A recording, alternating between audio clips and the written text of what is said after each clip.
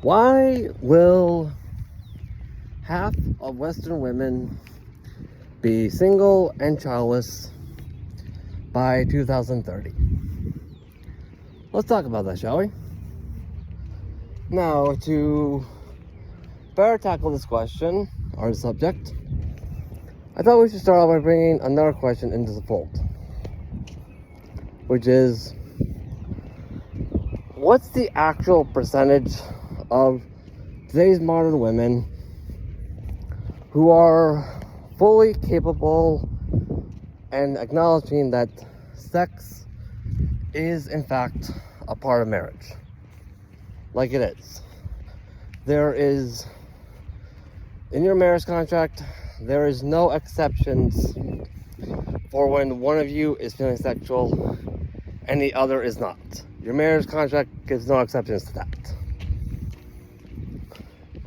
The reason why I thought we should ask this question is because if so many Western women in droves are taking to social media or any other public document you can think of, making it perfectly clear that, hey, they're not willing to accept that, they're not, then guess what? Marriage is not for you, ladies. It really is not.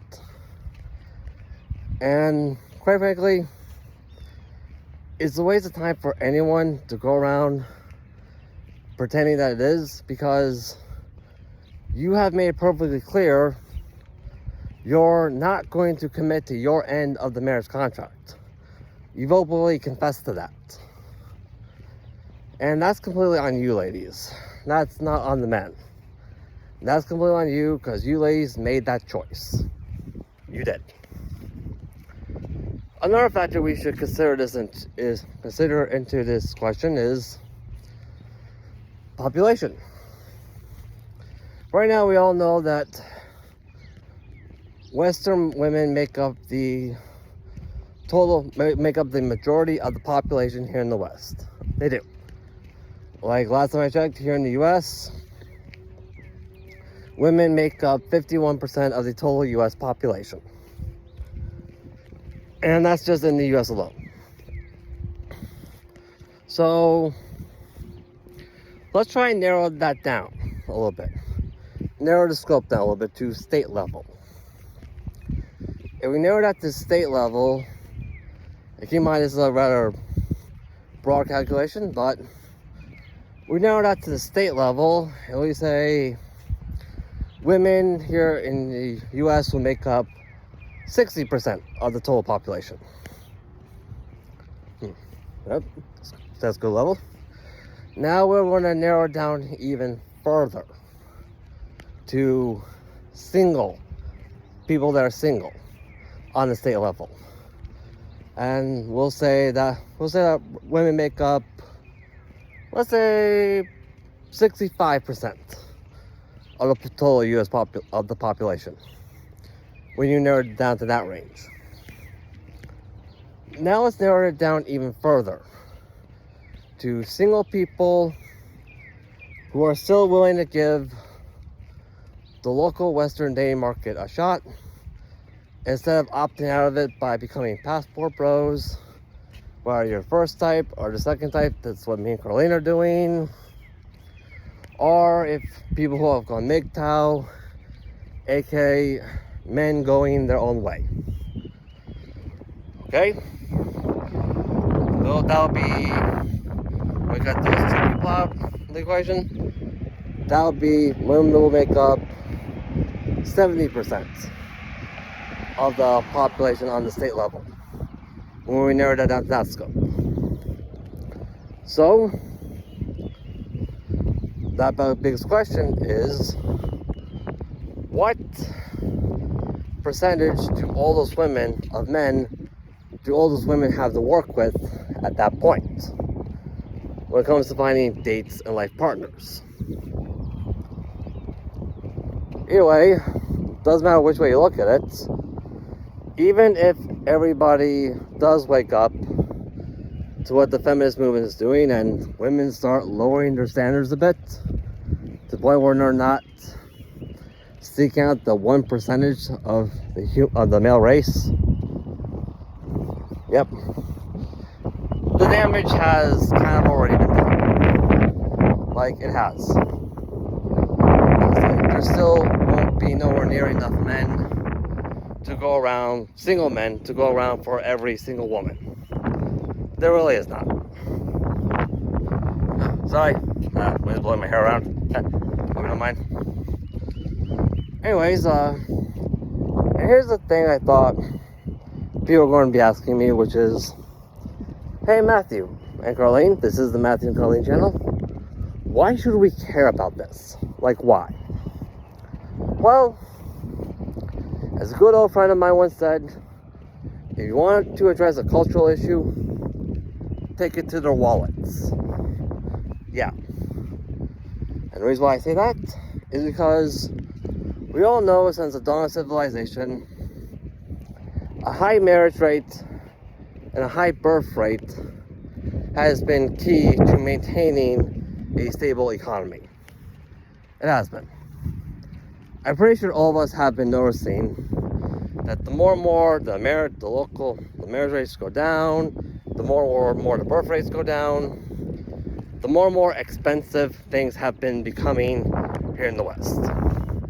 Like, those things go hand in hand with one another. They really do. Now, what do you think is going to need to be done in order to address this? Well, let's think about that. For one thing, you're going to have to do what we're already doing right now, which is put an end. Well, what we're starting to do right now is put an end to, well, let me backtrack. Make some serious legal reforms to marriage, like putting an end to no-fault divorces, putting an end to permanent alimony, etc., etc. Because let's face it, in order to convince men to start marrying again, you're going to have to convince them it's a good deal. You're actually going to have to. Man, it's a beautiful day here, isn't it? Take a look. This is New England for you. Best time in New England weather. The other thing is going to need to be done is that the funding that went into reinforcing those programs, just like what multiple other countries are already doing to have a low male population, is going to go into a marriage incentive program. Or as I like to call it, passport bro sponsors, or reverse alimony. Whichever one you like to go about it. Where essentially, those fundings that were in those programs will now go into paying you or financially rewarding you for starting a family. Getting married and starting a family, basically. Now, the reason why I call these passport bro sponsors is because, let's face it, if so many men have taken to social media and they've been stating that, like, hey, we've had enough of women, Western women, constantly demonizing us as a result of the feminist movement, like, we just had enough, we're not willing to do it anymore. Okay, guess what?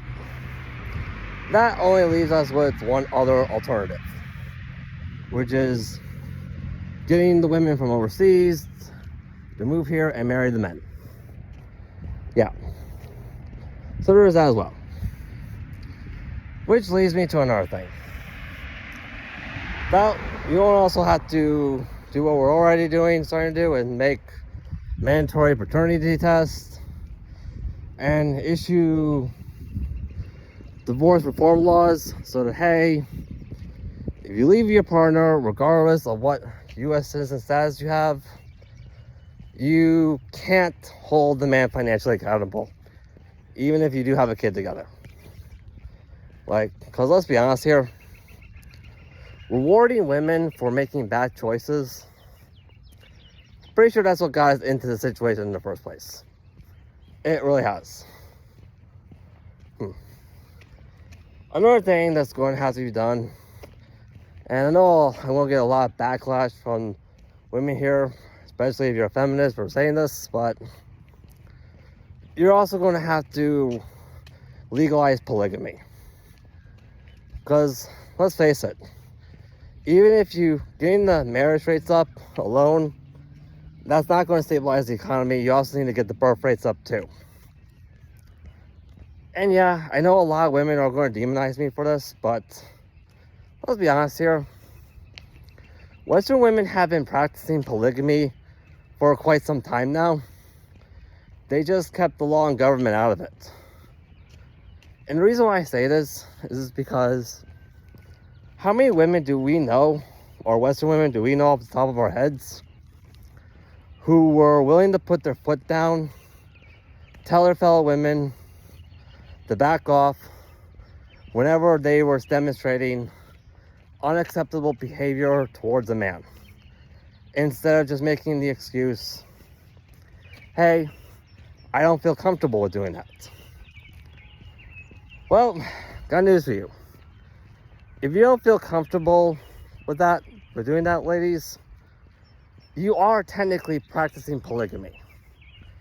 Because you've made it perfectly clear you cannot keep the relationships with your fellow women and the relationships with a possible partner separate.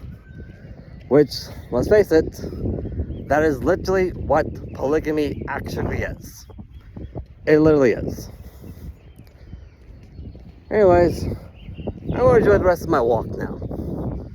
Yeah, sorry for my wind blowing my hair around. Whatever for you. Anyways, well, that's all I have time for today. To all you men out there, hey, you keep at it. And if you like this content, by all means, like, subscribe, hit that notification bell, look us up on Patreon, leave a comment. It really helps us out. Man, this is a beautiful day for a walk. I'm really going to enjoy this. See ya.